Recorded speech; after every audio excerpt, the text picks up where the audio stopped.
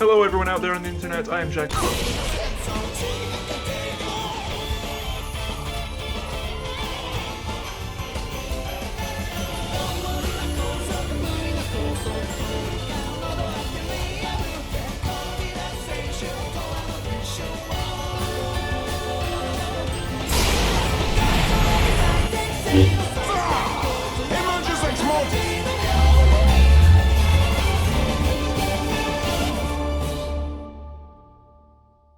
Hello everyone out there on the internet, I am Jack of all trades, and I am here to talk some more about JoJo's. This video will have spoilers for parts 1, 2, 3, 4, and 5. Please keep the comments spoiler free for anything beyond the end of part 5, anything that's not been adapted into animation yet.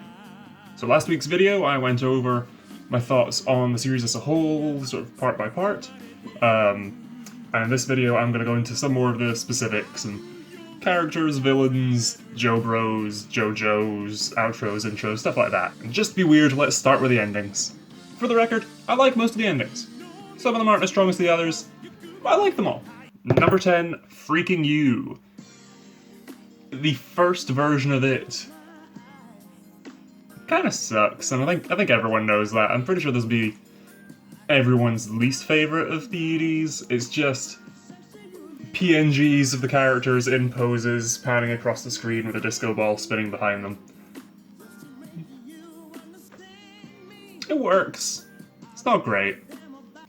Number 9. Possibly somewhat controversially, Roundabout. Part 1, the first version of Roundabout, is good. The meme works, the meme boosts it up. Not much by my ranking. I like the song, obviously. The visuals are nice, with the blood sort of flowing through the Aztec-y, ancient stuff with, again, just PNGs of the characters just floating by.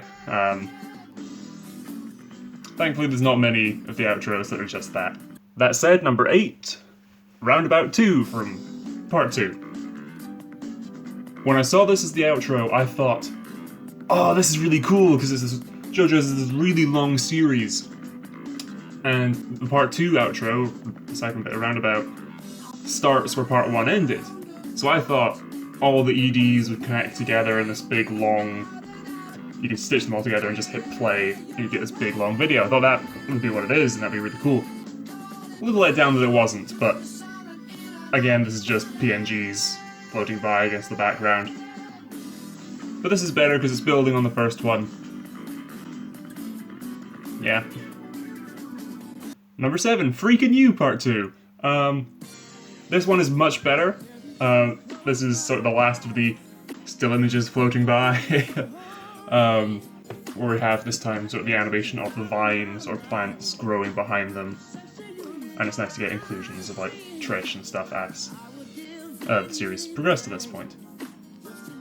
I've got nothing else to say on it, it's just an improvement on the first one. Number 6, getting into outros that I like all these now. These are things that I would rewatch and listen to again. Modern Crusaders.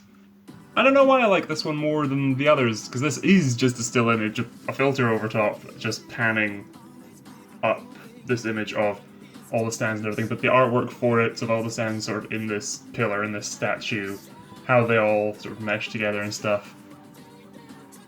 It's really just beautiful to look at. So I like the visuals for this one more than the previous.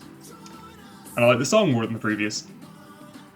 I know it's not much technically, but it's really good, and I like the inclusion of Golden Experience Requiem at the end, and when they add Rolling Stone at the base. I like that a lot.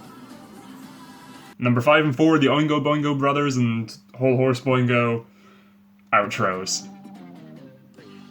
These two are pretty interchangeable for me.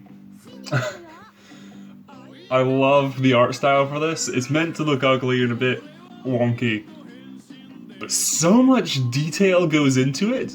Like, just Whole Horse's design. Stick the eyes on his hat, and then his gun is so over-designed to look bizarre. It's great. I love that they made entirely new EDs that had so much work put into them, just for the Oingo Boingo episodes and Whole Horse Boingo episode.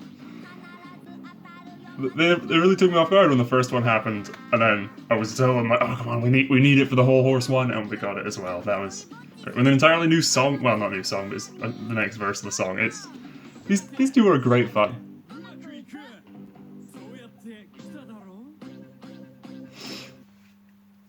Number 3, Last Train Home. Back to the still images moving, but this has got a lot of parallax and how it transitions from things, and they changed the lighting, so they're like redrawing the shadows on a lot of the images and stuff. It's really well done, and it's a nice, chilled out song. It's a bit somber, especially once you get to the end of Dio's world, and sort of these are the last moments, especially these characters have died. It's the last train home. It's very nice. It reminds me a bit of the outro for season 1 of One Punch Man, where it's just Saitama's bedroom, and it's a nice sort of relaxed song. It's sort of, it's the end of the day, Saitama's back home, the city is safe. It's like, this is the end of the adventure, we've done well. Job well done, guys. Number 2. I'm still amazed that they managed to get this song. Walk Like an Egyptian? That's kind of crazy. I loved that song as a kid. The visuals for this are great with all the bright, almost psychedelic colours and everything. It reminds me of Bloody Stream Whistle, which is sort of the backgrounds. I love the inclusion of all the Crusaders in their stands, sort of holding each of the tarot cards in various different ways. That's great. It's just really cool, and sort of the timing with the hand clapping and stuff. It's very nice. And my number 1 favourite of the EDs, I'm pretty sure this is the most popular, I Want You. I love the song for this, it just sort of keeps going at the same pace throughout the whole thing, and this is the one ED used for the entirety of part 4, and they just keep adding more characters in as the camera's moving through the environments and everything. It's really well done. I really like this, and the idea of adding more characters as you go through is something I'm thinking of. I like that idea. I'm probably going to use that for stuff to come. Next up, for simplicity's sake, I've just thrown this on Tier Maker. The Joe Bros. Here it is. Yeah! I didn't care much for Bucciarati's gang, so a lot of them aren't particularly high up on this. Speedwagon is best waifu, best... I don't need to explain that. Koichi, I wasn't a huge fan of him to start with, but sort of his character development, how he develops through part 4, was great. I'm really sorry, Okuyasu stands. I didn't really like him that much. I'm sorry. And Zappelli in part 1 wasn't around long, he didn't leave much of an impression on me. Next up, the main villains for each part. I'm not going to go into sort of the villains for each arc and stuff, and one-off villains, just every enemy stand user. That could just be an entirely separate video that I'm not intending to make. But our 4 main antagonists for the 5 parts thus far. Number 4, my least favourite, Diavolo. He's intimidating once we meet him. I love his character and sort of how he acts and everything. The whole split personality thing with him and Doppio is great. And they are 2 separate characters. Their souls get sent to completely different bodies and stuff at the end. They're different characters. There's not too much to him. He works well, sort of the final big boss, and everything with King Crimson makes him a threat to be reckoned with. There isn't too much to him, and again, I'm not a huge fan of part 5, but he is definitely one of the highlights of it. Number 3, Cars. Cars and Diavolo I'd probably rank equally, until Cars gets the mask and the red stone of Asia and just becomes a god. That, once he is full brawny man, unstoppable, the power of every life form, Cars at the end massively boosts him up. He flying through the air, sends a bunch of piranhas after you, sends a squirrel, and once he believes that he's unstoppable, and then what happens to him? Cars is great. Number 2, I'm saying Dio.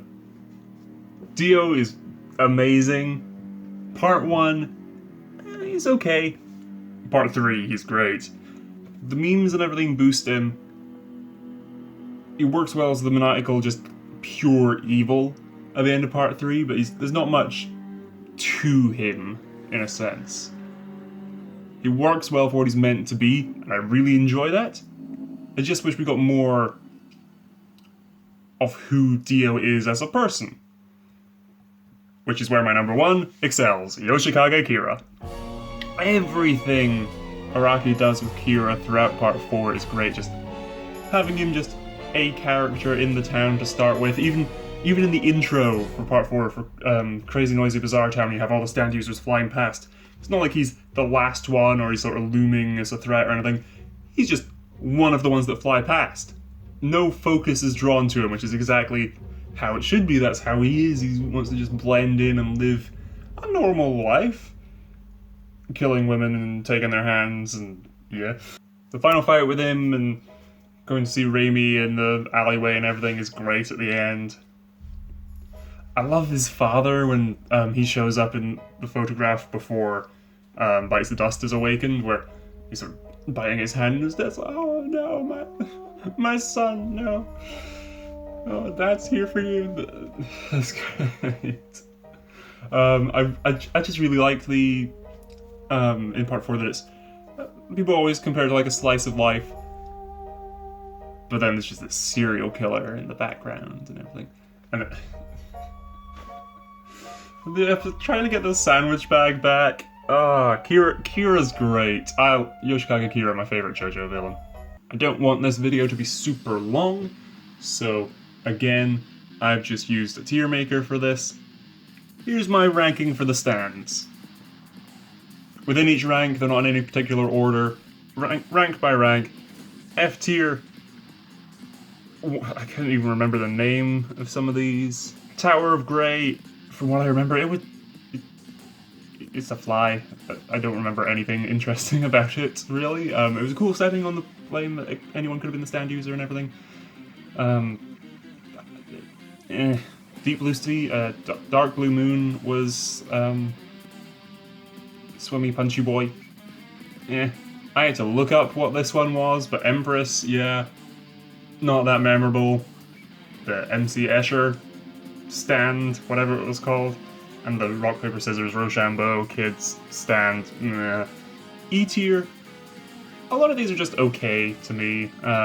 Some of them, a lot of them are fun and are used well in the show, but in terms of just what they do and creativity behind them, that's sort of how I'm ranking these. How creative they are, how much I like them, and how they're utilized in the story, not as much. For example, Tower of Grey, you put in a great setting, but you could have put any stand there, and it's like, oh, who's the user? It could be anyone here. D tier, again, I like a lot of these. Red Hot Chili Pepper just travels through electricity lines and stuff, it's meh. Yeah, they're okay. I like them, but not much. C tier. I've put the sun in here because I'm biased towards loving that episode and the twist. But things like Harvest, Black Sabbath was cool, sort of in the shadows, and having the stand arrow in its mouth and stuff was very cool. But it's a different arrow from other arrows. I assume each arrow does something slightly different. That'll be cool to get into, I hope that is something they go into. Arts and crafts, I wish had been around a bit longer, so I put it in C tier. The whole just messing like momentum and entropy and stuff, like freezing the rocks in place to climb up them in midair and stuff. I kind of just wish we got more of arts and crafts, and it might have made it all the way to A tier. And Clash is here. It would have been lower, but it's SCP-1128, so just the idea of appearing in any body of water again and just attacking, that was cool. B tier, again, bunch of cool stands, very creative again. I do really like Echoes. I've just put Act 1 and Act 3 in B tier because I like their designs less than Act 2. Though I do like that Koichi can choose which act to bring forth in a sense. So at the end of part 4, he's made it to Echoes Act 3, and got 3 frees and everything. But then at the start of part 5, he brings up Echoes Act 1 because of the long range. I like that he's not stuck with the current act in a sense. He can choose between the 3. It's very cool. Yeah, a bunch of these are just here for the sheer creativity of it. Like Metallica was crazy. Notorious B.I.G. was very cool. Superfly.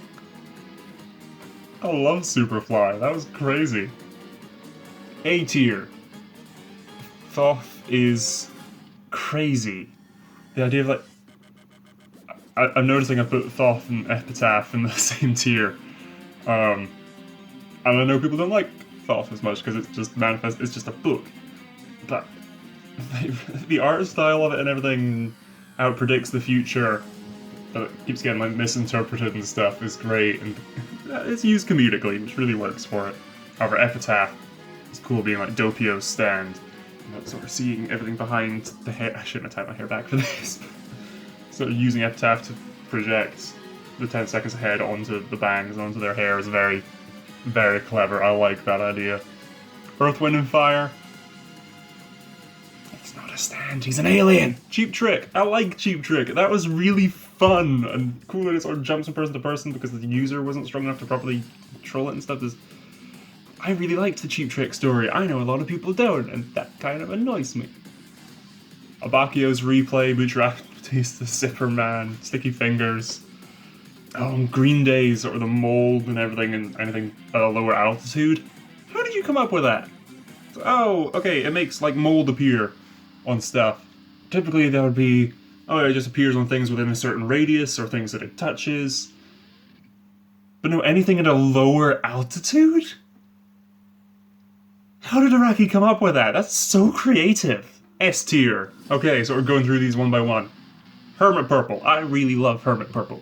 It's the sort of psychic, predictive ability of it, and sort of swinging along like Spider-Man in Part 3 in Dio's world. Using it on like TVs.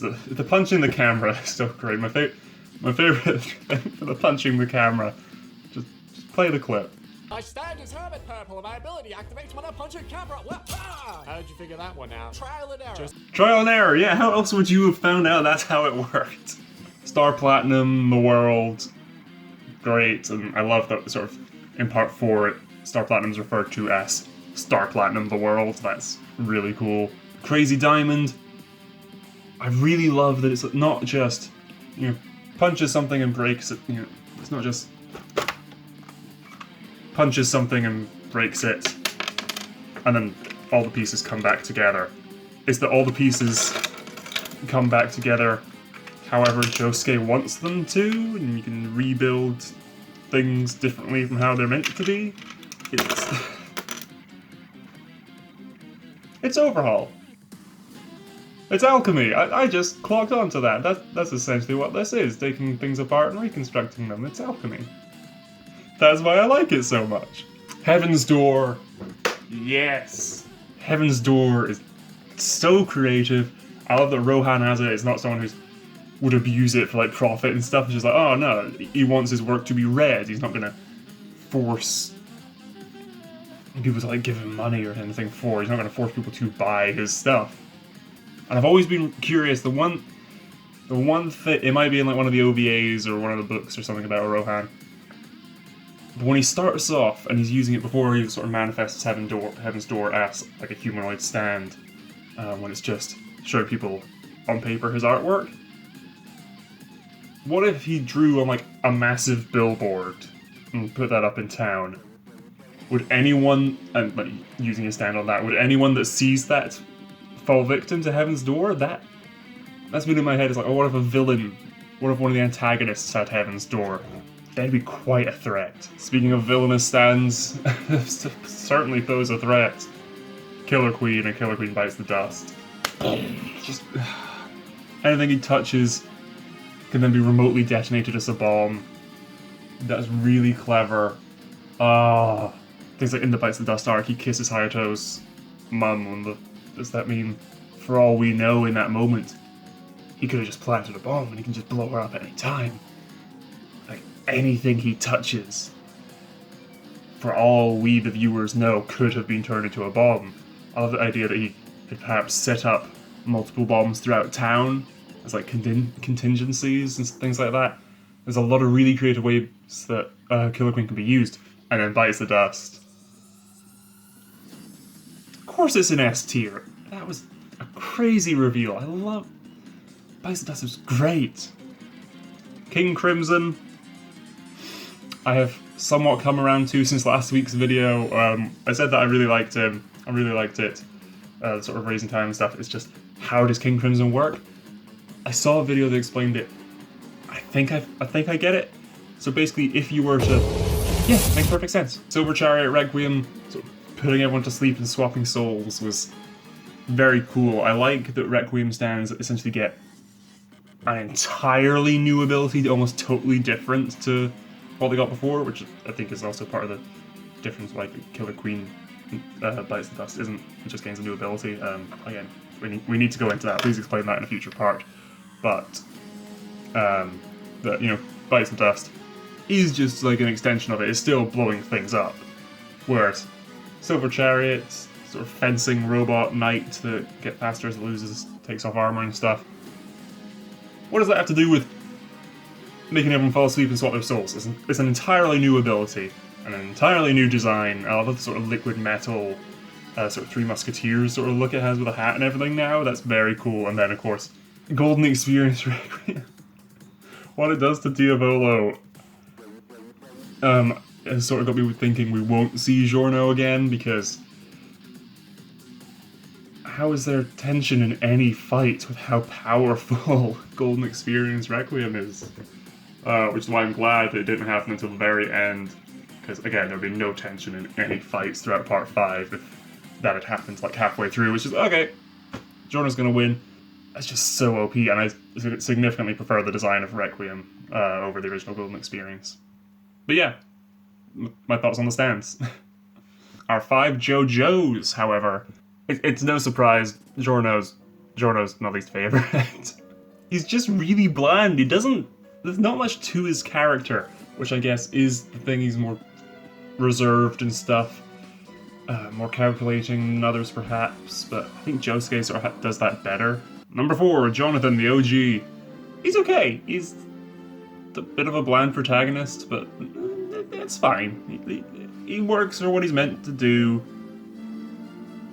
It works with the foresight of everything that was still to come for JoJo's. But again, if part one was just standalone, nah.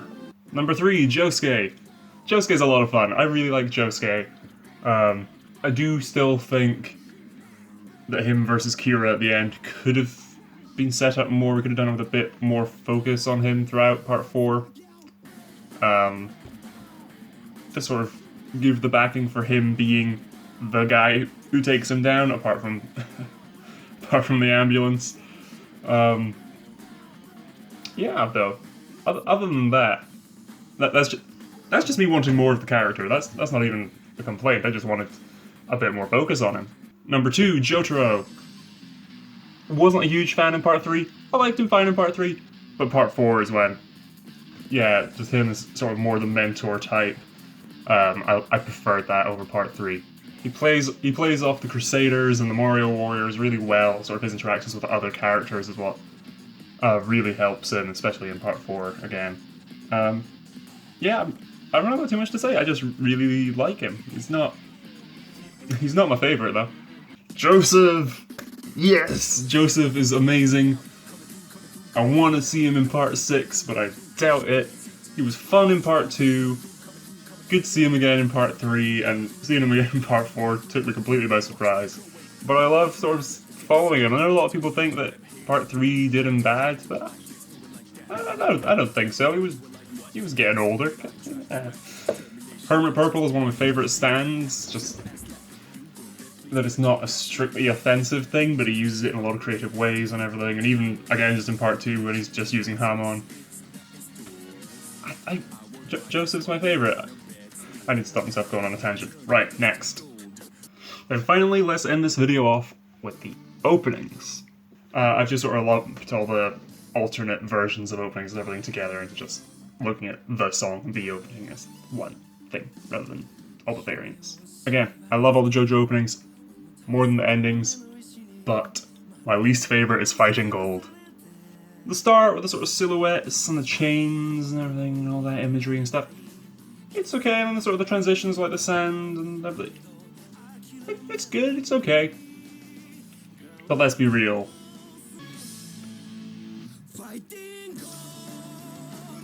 It's this moment, it's when it picks up and we get the tracking continuous shot between everyone using their stands. That's so cool. It's a great song as well. It's just my least favourite. Number 8. Crazy Noisy Bizarre Town. I really like Crazy Noisy Bizarre Town. The EDM version I do like a little bit less, because I just don't think it fits as well. It's still a good song. It's great once Koichi's Echoes has appeared beside him and everything. I just like the song a bit less, which is why I like the EDM version less than the original, but meh. It's really good, again. One that I really like. I really like all the openings. I have no ill will against them. Number 7. Sono Chino Sarame. It's great. It's well loved and with good reason. Again, the CG animation is great in this one. I've said that before. I said that in last week's video. Sort of adapting the manga panels and stuff for that we montage with Dio and stuff is great. Having like all the onomatopoeia and stuff behind them on like walls and stuff is really creative towards the end of it. It's just a really solid OP. It sort of pays homage to this is just the start of the story, the beginning of it, flicking through the stands and Joestars is great. And again, just paying respects to the manga and everything throughout this opening is really cool. Number 6. Sonochi no Kyoku. Again, I love the tracking shot through the desert with all the crusaders and everything. And then with all the cogs and everything of the clock, that sort of motif throughout. The pendulum swinging back and forth with the shadows of the Egyptian gods and everything. Because of time and the world. It's really well set up. And of course, the first OP that the villain takes over, that moment was great. I think I had seen that before. I really wish that had been a blind thing for me, that watching and then all of a sudden this happens. And again, this is a really good opening. Number 5. When you stand proud. Stand Proud, great one as well. I prefer this over Sonochi Kyoku because of the visuals, I think. I like the songs equally as much, but Sonochi no Kyoku is a little bit more simplistic, I think. It's got the sort of clock motif going through it, which works, but I prefer Stand Proud, which has got, again, the sort of manga, like onomatopoeia and stuff, that sort of motif sort of tying through the whole thing, and a lot of the shots in it are just iconic, like Jotaro turning the cap against the star field behind him and everything. This one is really just iconic. It's a really good OP, again. I just like it a bit more than some of the others. Number 4. Urugurini Mono no Requiemo.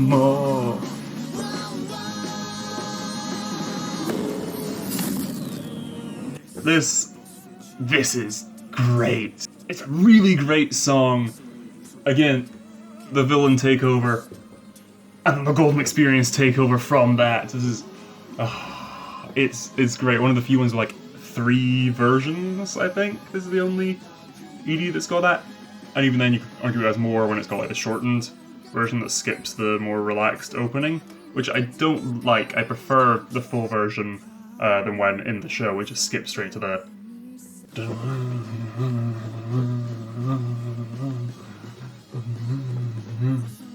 which is still a really cool bit going through, sort of recapping everything that's happened thus far in the story. That's really nice. I really like that, redrawing them into these moments.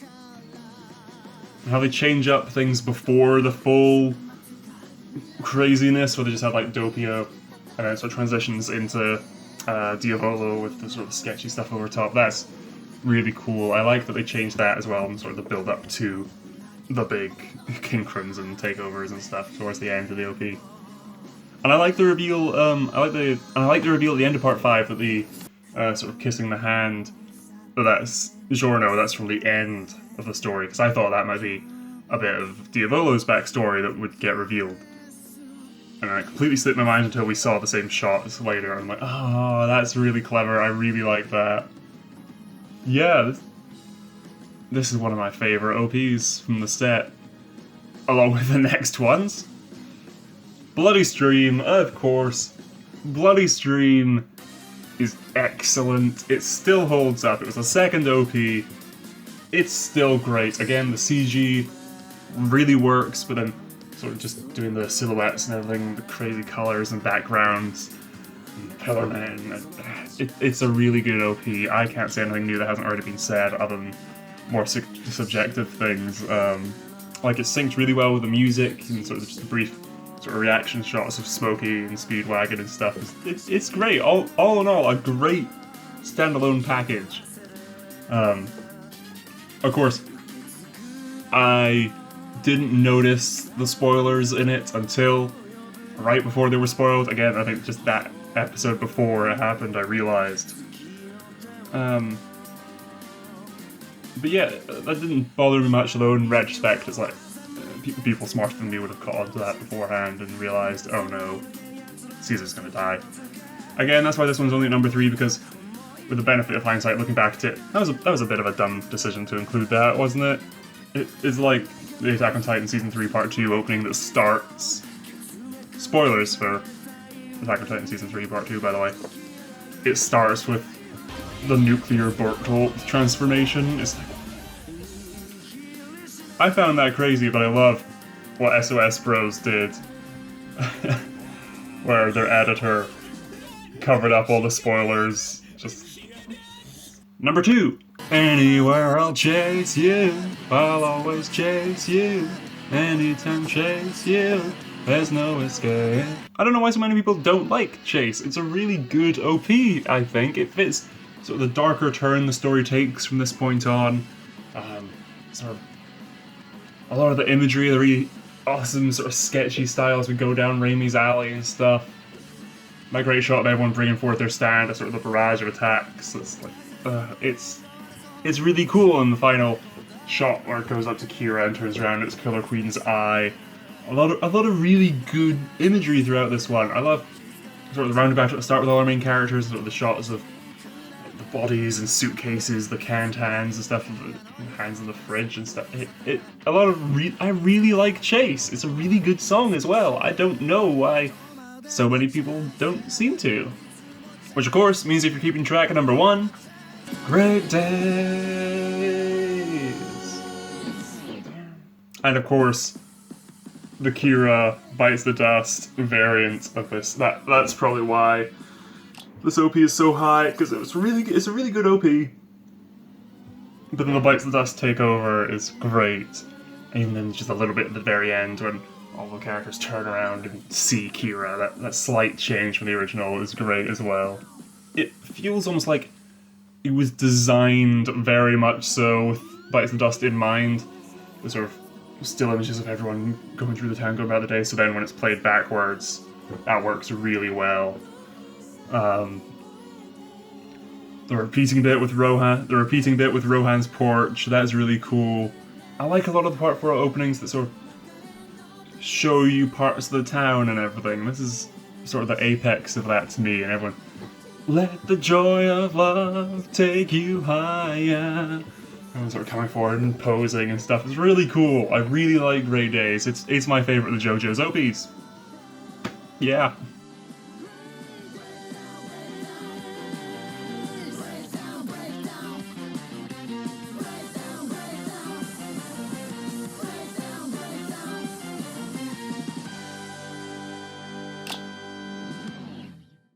Alright, and that's me sort of done talking about JoJo's for a while, unless you want me to talk about anything specific, let me know in the comments below. I'd be more than happy to.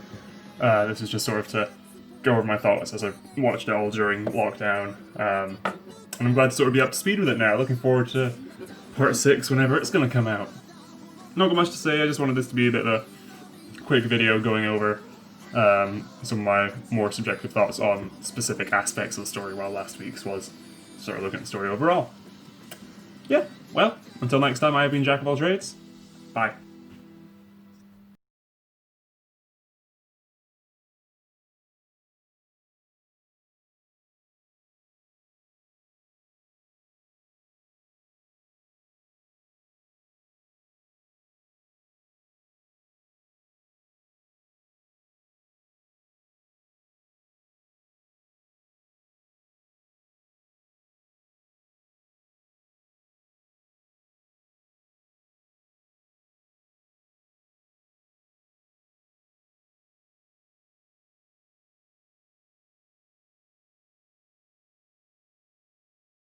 What should my next video be?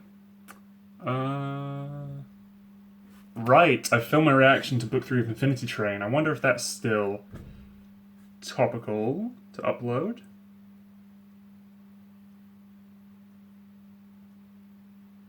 Oh.